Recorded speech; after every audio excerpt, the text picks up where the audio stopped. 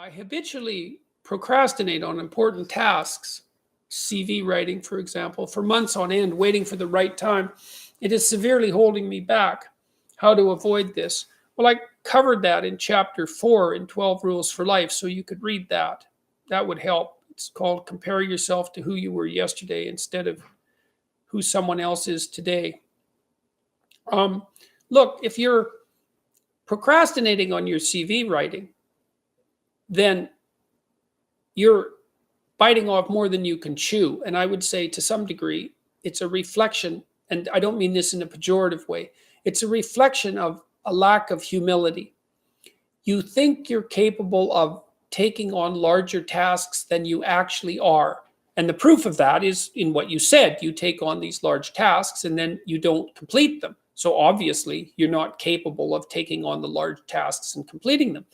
So with regards to CV writing, you have to sit down and negotiate with yourself. You have to ask yourself, like, seriously, okay, I need to do something about this CV. I need to at least start it, because obviously you're not going to finish it unless you start it. And then you have to ask yourself, like you're asking someone that you don't know and that you can't negotiate with very well, what you might be willing to do. Like, so if you come to see a behavior therapist and the problem was, well, I can't get started on my CV, the therapist might say, well, why don't you just bring your CV next week and we'll take a look at it. Just bring it in rough form. All you have to do is download it on a disk or email it. And then the person may or may not do that. And if they don't do it, well, then you have to find out. Then you may have to say, okay, well, I noticed you didn't email your CV to me this week. So how about this? How about we make an appointment by phone tomorrow at 10:30, and I'll phone you or you phone me, and you'll be on your computer and you'll go through your files with me, and then you'll email me the CV. Do you think you can do that?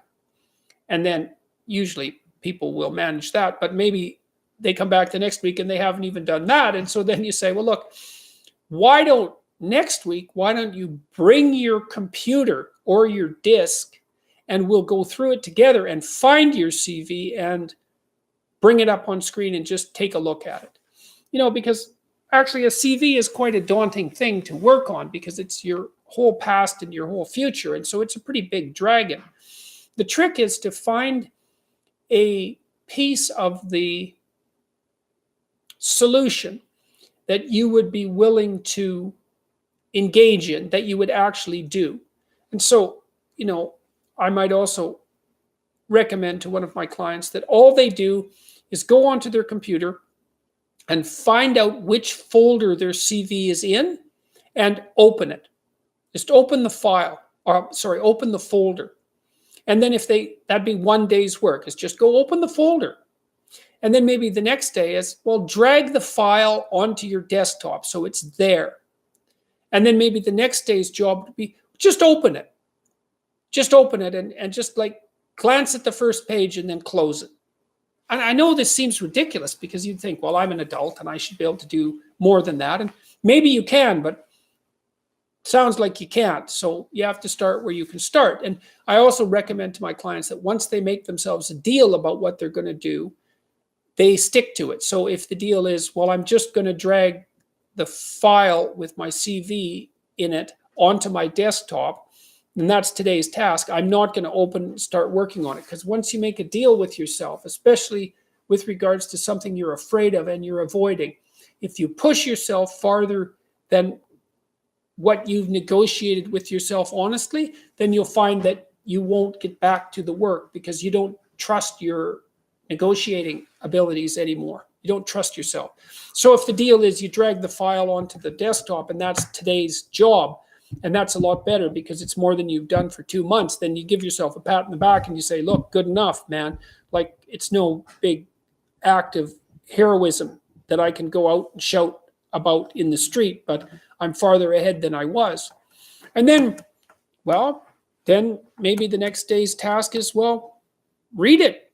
Just read it. Just familiarize yourself with it again. Close it. Good enough. Then you can think that night, well, where are the holes? What needs to be updated?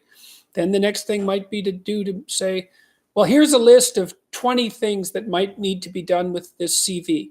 And they don't all have to be that accurate, but you might have some sense of what needs to be updated, where the holes are, and where it ends, and what you'd have to do to get the information necessary to update it. And that's a good time to talk to someone else about it too. And then you can rank order those 20 things in terms of the probability that you'll do them the same way. Break them down into small subtasks. And maybe you can only work on it for 10 minutes a day because it stresses you out so badly. God only knows what's hiding behind your fear of your CV. You might be embarrassed about your past accomplishments. You might be unwilling to do the work because your CV hasn't been updated for a long period of time. There might be holes in your CV that you don't know how to account for.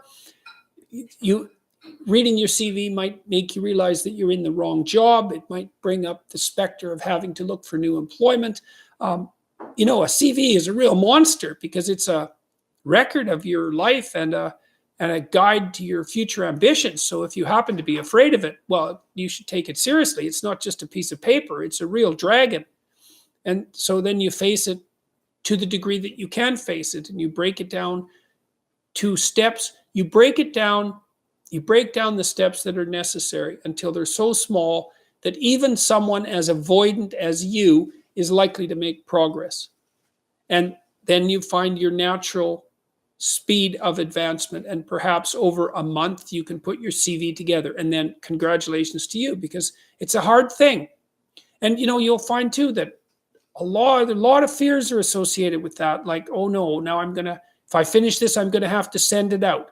And if I'm going to send it out, I'm going to have to look for another job. And if I'm going to look for another job, I'm going to have to move. And who knows what that'll do to my relationship? And who knows if anybody wants to hire me? And God only knows if I'll be successful in my new career. And so there can be a tremendous number of subordinate fears associated with something as simple as, oh, I need to update my CV, which is a really easy thing to say, but a very difficult thing to do. So I would say have a little bit of compassion for yourself, like not enough so that it stops you from moving forward or gives you an excuse, but do decompose the problem into small elements that you can handle, and be humble enough not to be too irritated at yourself when you find out just how small those pieces have to be in order for you to successfully master them.